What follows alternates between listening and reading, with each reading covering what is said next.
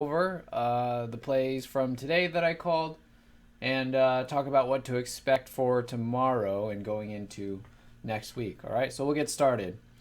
Good afternoon. This is Ifan from the Strategic Day Trader, and this is your market wrap for August 29th, 2019.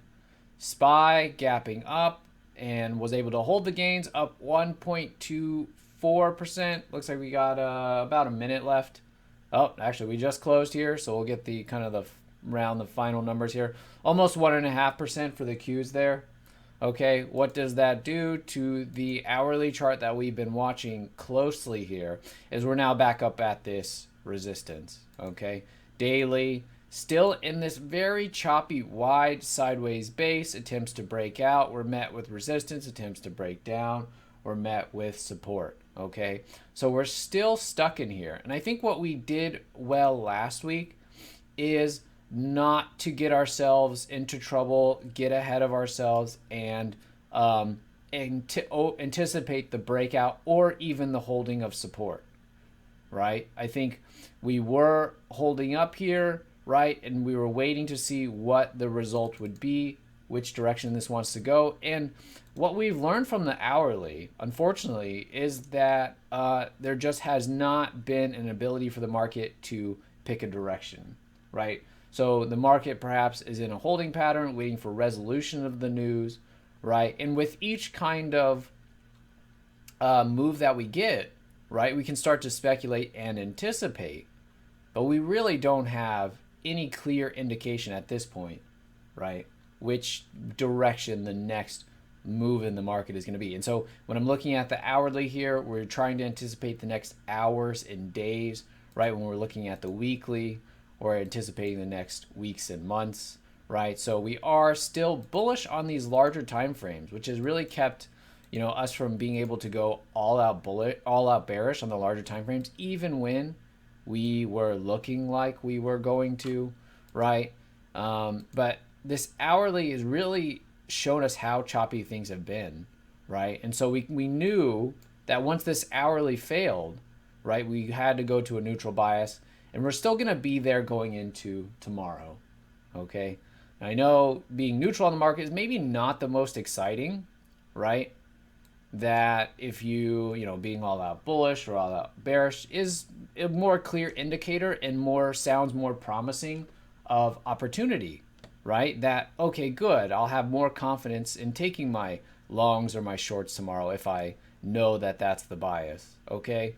But especially for those of us that focus on what's gapping, what's moving, individual names, it's fine, right? It shouldn't hinder us too much from focusing on the best gaps, right, and still executing our methodology, okay, whether or not the market is bullish, bearish, or neutral. Okay, so it's not that we want to trade in a vacuum, right? But we'll still look for opportunities tomorrow. Okay, and so market was gapping up today. So going into this morning, right, I was focused more on the shorts here. Okay, and so we'll get into some of the plays from today, and what I saw in common between this ANF and this BBY was the failure pattern, was that they set up bullish patterns that failed. Now, if we look at the gaps first, right, should we be bullish or bearish on this gap? We should be bearish. Professional gap, clearing support, right? BBY, not as good as the ANF, but also professional gap. We've been stuck in this sideways trend, right? We were gapping down. We eventually did clear the most immediate support, okay, on the BBY.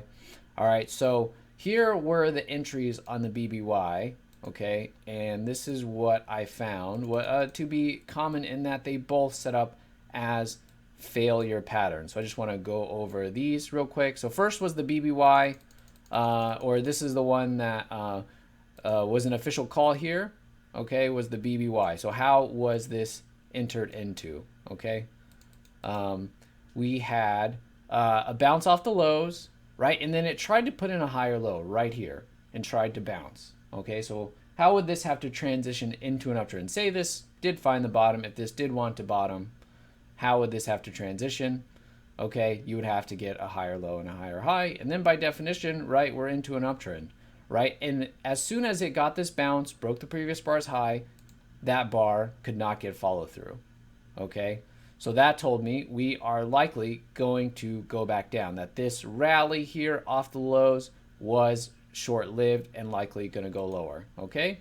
So we played it as soon as it got underneath there. Stop is the top of that green bar where it showed us where resistance is, okay? And we're just looking for new lows, okay? It wasn't an easy play here because it did kind of retest the lows, bounce really quickly, go back down, bounce again, right? And then finally, when we got down to the initial target around 62, I said just take it, okay? Because this was the kind of thing that was going to be hard to trail. Like, look at this bar here, right? This 2-minute bar here is about 50 cents, right? And we were using a about a 50-cent stop, right? So this can move up a risk unit within 2 minutes. So I said, once we broke down, just take it.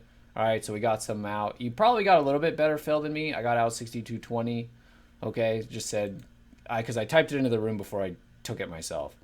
And then eventually this came back up, and the back half proceeded to fail. So this actually got the rally. Didn't end up being much on the BBY. The ANF ended up being much better. Before we go to that, just want to kind of recap what we went over yesterday, which was the 1, 2, 3. Okay, so I just wanted to show you here. We did have a 5-minute 1, 2, 3. 5-minute at this time in the morning is not my time frame of focus. Okay, I'm primarily focused on the 1 and the 2 the first 30 minutes. But whenever you get a smaller time frame pattern inside of a larger time frame pattern, you even have a 5-minute sell set up here, right? Then it's better chance for success on that play, better chance for follow through.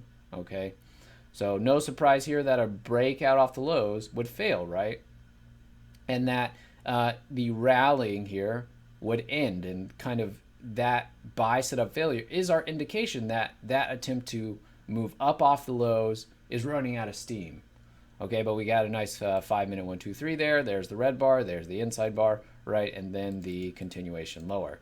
Okay, the ANF, which was a better gap, okay, if we take a look at this, also, you know, showed us some buying here, right? This one actually right off the open got bought. Okay, now if this were going to continue the uptrend, what would have to happen after this, right? What should happen if this were going to be an uptrend? It should be next is going to be a higher high, because we put in a low, higher low, we put in the high. What should happen next if this is going to be an uptrend is going to be, should be a higher high, right? And this isn't the type of buy setup we would play because why? We are bearish on this gap. So that's what we're trying to get to here, is that on bearish gaps, right, we should expect bullish patterns to fail, right? We aren't going to be playing bullish patterns on a bearish gap, right, because those we anticipate to fail. So, you know, it tried to come in, put in a higher low there, tried to go higher, and struggled, started to break down. So here's the idea that was given. This was the first thing that was actually given out after the open to be played here. I know some of you guys got it. So really, really nice job there. Under 1505 by 1545. So about a 40-cent stop there. And target one being the lows, and then looking for more. I think eventually this trailed over around like 60 if you had trailed it off of the hourly. And I think this is justified in holding all day. Someone pointed out too in the morning the similarities between the FL gap that we played on Friday and the ANF gap today. And yeah, definitely see the similarities there, right? Nice time frame alignment across the board. Nice bit of shock value here right into prior to the gap down. FL's shock value a little bit better than the ANF, but both pretty good. Okay, so you know, in both cases, right, we had a means for an entry based on a failure pattern. So we could tell that, you know, the recent move up, the most recent bit of buying was starting to falter, and then right a way to get in. That way we're not just kind of guessing as it's moving against us, or missing the play after multiple bars down against us. All right. One other thing I saw that was really nice, gave it to you on the while I was on the mic, so I didn't really type this one out. Just mentioned it while I was on the mic here. This nice breakout on the DG here. It was a good gap, clearing resistance.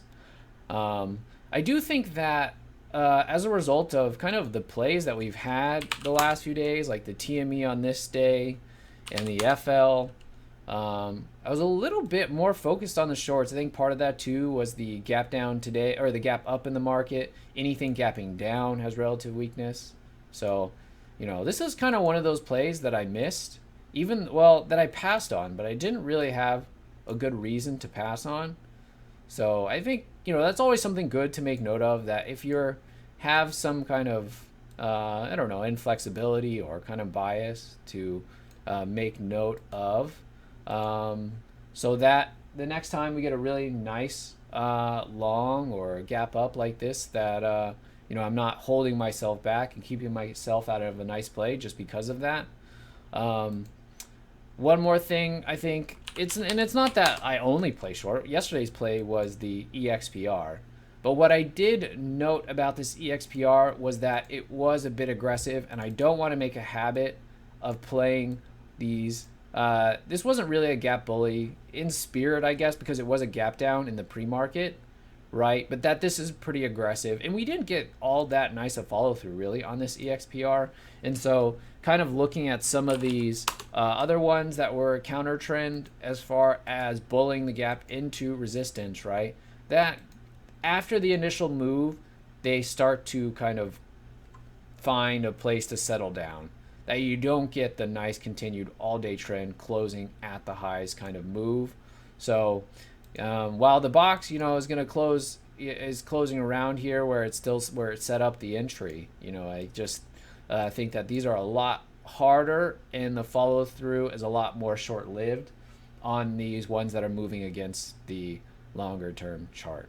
Okay, so when we get a gap berry or a gap bully that's in the direction, right, like on this M&K, this was a slight gap up and then got sold, right? They follow through much better. Here's another one. See, on the M&K these are the ones that are typically going to give you the nicest plays.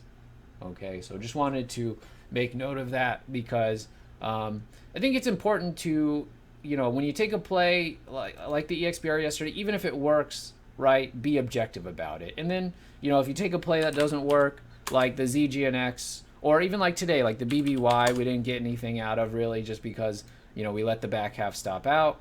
I still think this is a pretty solid play. I like the gap. I like the pattern. Okay. And so, objectively, I would probably play it again. Do I think in a weaker market, maybe this would have gotten better follow through? I do think so, but that's neither here nor there, right? What we got is what we got. There was some more support here to the left, but if we got back to 6160, I would definitely take some more, and that would be almost 3 Rs if we got there. It'd be like 2.5. So even if we got to this support and we're gonna bounce from it, that would be still a pretty nice play. So I was aware of this support to the left, but it was definitely enough for us to get to a decent target if we got there too. So even though the BBY wasn't that great, and then the EXPR we were able to hold all day and make an R on, I think, yeah, just from an objective standpoint, I do like the BBY more than the EXPR. Just from the setup standpoint. So we'll see what we get tomorrow. I thought today was a little bit different than what we got the last few weeks. I thought a lot of stuff really got going at the open, which we haven't seen as much of in the last couple weeks. Things have been taking a little bit longer to set up, I thought, but some stuff really got going right at the open. Ollie, even the SY, which actually did go all day and gave multiple setups. If you could get filled, that was the hard part. We'll see if tomorrow is more like today or earlier in the week. But, does that mean that there's been some kind of change in the market or something? I don't know. I think it's a little bit too early to say. I think we're just stuck in the same range that we've been in for this whole month, really. Okay. So until we break out, we will hold off. We'll stay neutral here until we get some kind of resolution here. I thought we did a good job of that last week. Okay, not getting ourselves into trouble there. And so we'll do the same going into tomorrow and probably next week. Okay. And of course, I think just keep in mind that any kind of news event, especially related to China and U.S. trade talks, could move the market a lot. So it is good to be nimble, and I think keeping a neutral bias on the market going into tomorrow allows for that. Okay. All right. Hope you did well today. If not, we'll be back at it tomorrow to close out the week. All right. Have a good evening, and I will talk to you tomorrow.